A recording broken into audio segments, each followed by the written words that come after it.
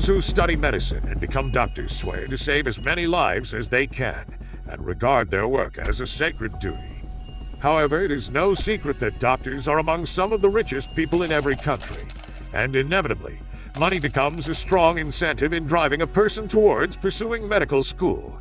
In fact, there are some people who are only interested in the financial aspects of medicine and don't really care about their patients. Some people, like John Bodkin Adams, are willing to go to the extremes, even if it means murdering their patients for financial gain. Adams was born in Randalstown in Northern Ireland in 1899. He went to study medicine at Queen's University, Belfast, but he wasn't exactly at the top of his class. In fact, he struggled a lot in his studies and even missed an entire year. However, he managed to graduate from university and become a qualified doctor. In 1922, Adams moved to Eastbourne, Sussex, to work as a general practitioner.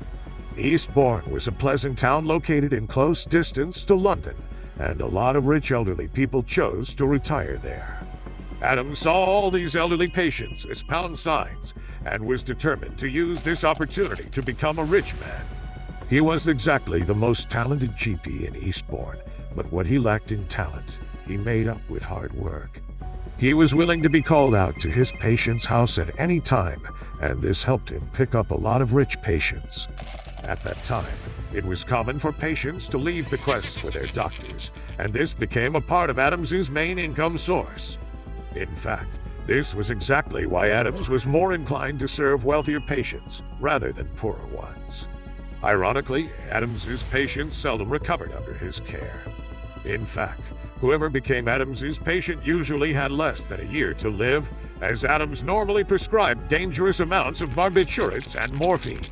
However, Adams benefited substantially off their death, as they would always leave large amounts of money or extravagant possessions to him in their wills. Somehow, he managed to avoid detection for many years and make a fortune off his ill conducts, and he even became one of the wealthiest general practitioners in England. However, when one of his patients, Bobby Hullett, died, his luck ran out. Since Adams was away at the time of Hullett's passing, another doctor was called to examine her dead body, and he insisted that the real reason for her death was barbiturates overdose, as opposed to Adams, who claimed it was because of cerebral lesion. Adams was to receive her Rolls-Royce after her death, as she'd stated in her will, and this made him look really suspicious. An inquest was inevitable, and rumors began to spread about Adams's ethics. Journalists were drawn to his case, and they quickly discovered that the good old Adams was the beneficiary of not just dozens, but hundreds of wills over the years. Further investigations by the Scotland Yard revealed enough evidence to prompt the arrest of Adams, and a trial was held. However, Adams's trial was very biased and unfair. The judge seemed to favor Adams and gave him a very light sentence. Although Adams avoided execution for his murders, his license was taken away for 4 years, and he was also banned from prescribing dangerous medicine for life. After he was allowed to practice again in 1961, he led a relatively quiet life and even got some of his previous patients back. He died in 1983 and left an estate of over £400,000 behind. Some argue that the reason why Adams overmedicated his patients was not to kill them, but rather to make them dependent on himself.